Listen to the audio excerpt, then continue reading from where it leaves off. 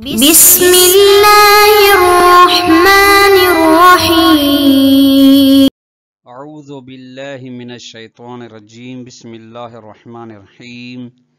صلی اللہ علی رسولہ الکریم السلام علیکم ورحمۃ اللہ وبرکاتہ۔ طلاب کرام عزیز، کیسے ہیں؟ امید کرتے ہیں آپ خیر و عافیت سے ہوں گے۔ بدایت المعارف جزء رابع کا سبق نمبر 26 شروع کر رہے ہیں، جس میں عنوان کرا دیا گیا ہے کتاب کی عبارت عقیدتنا فی احکام الدین سے لے کر والخلاصۃ ان الصحیح فی الاعتقاد تک۔ طلاب کرام عزیز، آج کے درس میں جو نکات بیان ہوں گے وہ یہ ہیں۔ نمبر 1، ہمارا عقیدہ احکام دین کے بارے میں کیا ہے کہ احکام دین کن امور کو کہا جاتا ہے اور یہ کیوں وضع کیے گئے ہیں۔ نمبر 2، احکام الہی کا آنا خدا کی جانب سے بندوں پر لطف ہے اور خدا کی عدالت کے ساتھ سازگاری رکھتا ہے۔ آئیے عبارت کو ملاحظہ فرمائیں۔ مرحوم مظفر فرماتے ہیں عقیدتنا فی احکام الدین، ہمارا شیعہ اثنا عشری عقیدہ دین کے احکام کے بارے میں۔ احکام سے مراد اللہ کرام عزیز احکام خمسہ الہیہ، احکام تکلیفیہ ہیں۔ نعتقد انہ تعالی جعل احکامہ من الواجبات والمحرمات وغیرہما، ہمارا عقیدہ یہ ہے کہ خداوند متعال نے اپنے کو قرار دیا ہے جو کہ احکام واجبات میں سے ہیں اور محرمات میں سے ہیں، مکروہات، ان کے علاوہ جو مکروہات و مستحبات و واجبات ہیں، طبقاً لمصالح العباد فی نفس افعالہم، احکام کو قرار دیا ہے خداوند متعال نے مطابقت رکھتے ہوئے بندوں کی مصلحت کے ساتھ، جو خود افعال کے اندر مصلحت پائی جاتی ہے، یعنی مصلحت تو افعال کے اندر حقیقی ہے۔ یہ اشارہ ہے طلاب کرام اس بات کی جانب جو کہتے ہیں افعال کے اندر حسن و قبح، مصلحت و مفسدہ نہیں ہوتا، بلکہ شارع اور جاعل کی جعل سے ان کے اندر مصلحت و مفسدہ پیدا ہو جاتا ہے، پہلے سے نہیں ہوتا۔ بس فما فیہ المصلحۃ الملزمۃ جعلہ واجبا، بس جو چیز، جو کام، جس حکم کے اندر ایسی مصلحت ہو جو الزام آور ہو، لازم قرار دینے والی ہو، تو خدا نے اس کا نام قرار دیا واجب، یعنی ایسی مصلحت جس کو حاصل کرنا ضرور حتمی ہے، اس کے بغیر بندے کے انسان کی سعادت نہیں ہوگی، تو اس کو واجب قرار دے۔ وما فیہ المفسدۃ البالغۃ نہی عنہ، اور جس فعل کے اندر مفسدہ زیادہ ہے، مصلحت بہت ہی قلیل ہے، تو خداوند متعال نے اس سے نہیں فرمائی، منع فرمایا۔ وما فیہ مصلحۃ راجحۃ ندبنا الیہ، اور جس کے اندر مصلحت و مفسدہ دونوں ہیں لیکن مصلحت کا رجحان ہے، تو اس کی جانب ہمیں رغبت دلائی، مستحب قرار دیا ہمارے لیے۔ وہکذا فی باقی الاحکام، اس طرح باقی مکروہ و مباح میں بھی۔ وہذا من عدلہ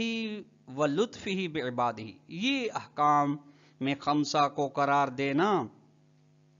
خدا کے عدل میں سے ہے، جو اپنے بندوں کے ساتھ اس نے عدل کیا ہے، اور اس کے الطاف میں سے ایک لطف ہے جو اس نے بندوں کے ساتھ قرار دیا، چونکہ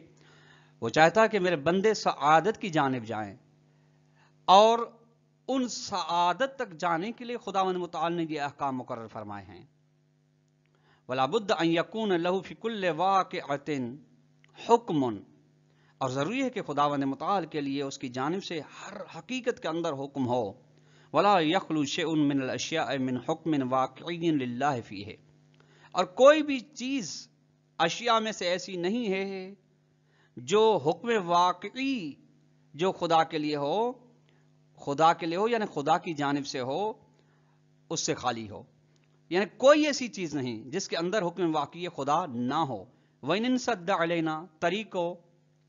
علمی، اگرچہ اس حکم واقعی تک پہنچنے کے جو راستے ہیں، اس حکم واقعی کو جاننے کے راستے ہیں ہمارے لیے بند ہوں یا ہمارے لیے فی الحال کھلے نہ ہوں، یہ علیحدہ بات ہے، لیکن ہے صحیح، ایک حقیقت ہے، حکم واقعی حقیقت رکھتا ہے، چاہے ہم اس کو جانیں یا نہ جانیں۔ ہاں یہ فرق ہے کہ بالفعل ہمارے اوپر تب ہوگا، منجزیت تب پیدا کرے گا جب ہمیں اس کا علم ہوگا. نقول وزن نیز کہتے ہیں ہم کہ انه من القبیح ان یامر بما فیہ المفسدۃ او ینہا عن عما فیہ المصلحۃ. یہ بھی خداوند متعال کے لیے کبھی ہے کہ ایسی چیز کا حکم دے، ایسے کام کا حکم دے جس کے اندر مفسدہ پایا جاتا ہو.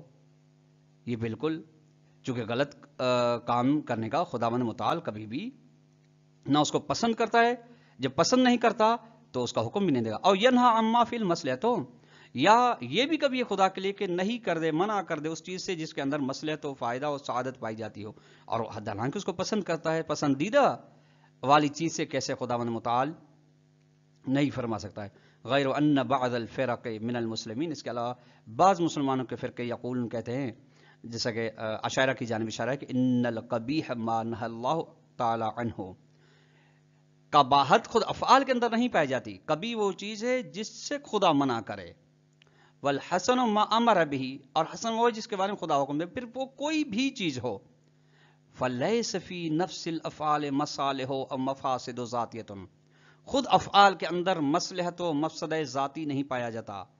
نتیجے میں ولا حسن او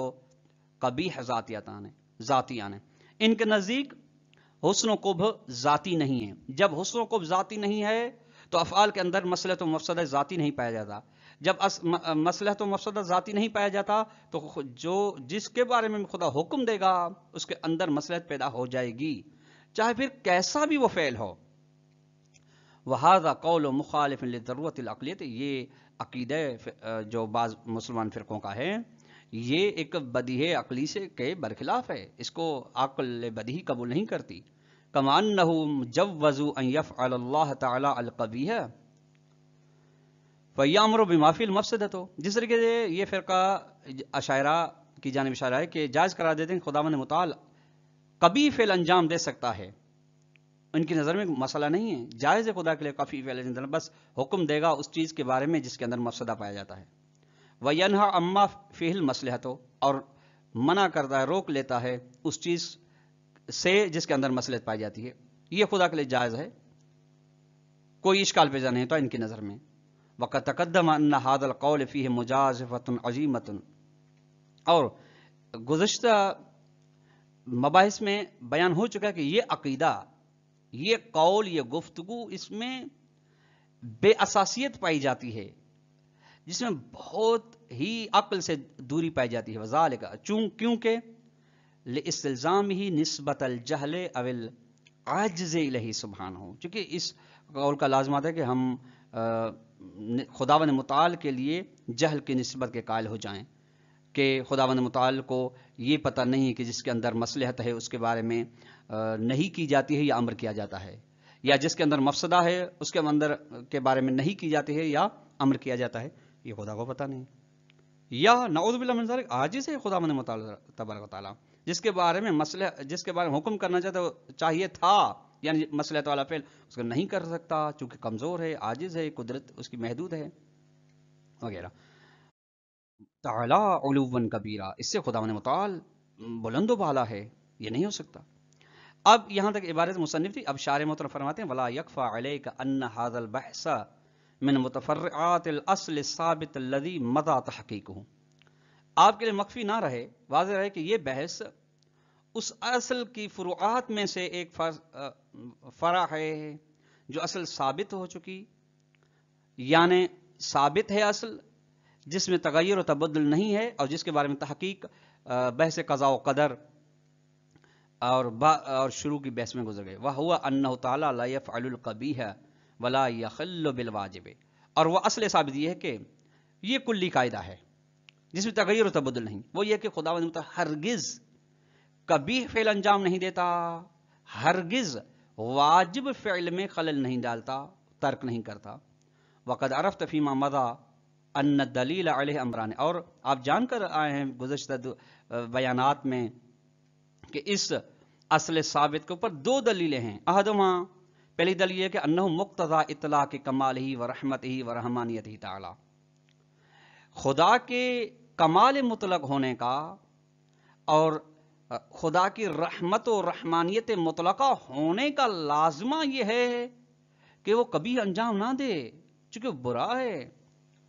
برے فعل کو انجام دینا ظلم ہے، اور اسباب ظلم میں سے کوئی بھی خدا کے بارے میں ظلم سبب نہیں پایا جاتا، تو پھر کیوں وہ فعل کبھی کو انجام دے گا؟ لہذا کمال مطلق سے ہمیشہ کمال سرزد ہوتا ہے۔ جب کمال مطلق ہے تو چونکہ کبھی کا انجام دینا نقص ہے تو اس سے ہرگز صادر نہیں ہو سکتا۔ وثانیہما، اور دوسری دلیل یہ کہ انہ مقتضی حکم العقل بالحسن والقبح الذاتی، حکم عقل حکم لگاتی ہے حسن و قبح ذاتی کا، اور جس کی ادلہ ثابت ہو چکی ہیں، ادلہ کے ذریعے سے یہ مسئلہ ثابت ہو چکا ہے۔ اس کا لازمہ یہ ہے کہ خدا فعل کبھی انجام نہ دے، واجب کو ترک نہ کرے۔ اشار المصنف الی الوجہ الاول فی السابق، پہلی دلیل کی جانب مصنف نے گزشتہ دروس میں اشارہ کیا، وإلی الثانی ہونا، اور دوسری دلیل کی جانب ادھر اشارہ فرمایا، وکیف کان، بہرحال جس طرح بھی دلیل جو بھی ہو، فقط مر البحث عنہ ولا حاجت الی اعادۃ الکلام، اس کے بارے میں بحث گزر گئی ہے اور دوبارہ گفتگو تکرار کرنے کی کوئی ضرورت نہیں۔ وعلی اس بنا پہ کما ان اصل تکلیف مما یقتضیہ لطفہ و رحمانیتہ کذالک تطبیق تکلیف، جس طریقے سے خود اصل تکلیف کو وضع کرنا بندوں کے لیے ان کے اوپر خداوند متعال کی جانب سے ذمہ داری کا عائد ہونا، چاہے واجب کی صورت میں ہو، حرام کی صورت میں، مکروہ صورت میں، مباح کی صورت میں ہو، یہ خدا کے لطف اور رحمانیت کے تقاضوں میں سے ہے، چونکہ خدا نے بندوں کو اس لیے پیدا کیا تاکہ سعادت کی جانب جائیں، اور سعادت کے جانب جانے کے راستوں میں سے ایک اس کے اوپر تکالیف شرعی کا ہونا ہے۔ اسی طریقے سے تکلیف الہی کا تطبیق ہونا بھی خدا کے لطف و رحمانیت میں سے ہے، مع فی الافعال من المصالح والمفاسد، اس کے ساتھ کہ یعنی اس کے ساتھ ساتھ لطف تو ہے ہی، افعال کے اندر، خود افعال کے اندر مصلحت و مفسدہ پایا جاتا ہے، برخلاف اشاعرہ کے جو کہتے ہیں افعال کے اندر مصلحت و مفسدہ نہیں پایا جاتا۔ بس فالمصلحۃ الراجحۃ لا تقتضی الوجوب بل الندب، بس وہ مصلحت جو رجحان رکھتی ہے وہ وجوب کا تقاضا نہیں کرتی بلکہ ندب کا تقاضا کرتی، یعنی مصلحت ہے، رجحان بھی ہے، پسندیدہ مولا بھی ہے، لیکن شدت کے ساتھ نہیں ہے، تو وہ استحباب ہے۔ والمصلحۃ الملزمۃ تقتضی الوجوب لا ندب، اور وہ مصلحت اور ایک ایسی مصلحت ہے جو لازم ہے، ضروری ہے، وجوب کا تقاضا کرتی ہے، یعنی اتنی شدت کے ساتھ ہے کہ اس کے ترک کے کرنے کے بارے میں منع آئی ہے، ندب جتنی نہیں ہے اس میں ترجیح نہیں، تو اس کو وجوب کہا جاتا ہے۔ والمفسدۃ الملزمۃ تقتضی النہی التحریمیہ لا التنزیہیہ، ایسا مفسدہ اگر ہو جو مفسدہ لزوم آور ہو، تقاضا کرتا ہو جو نہی تحریمی کا،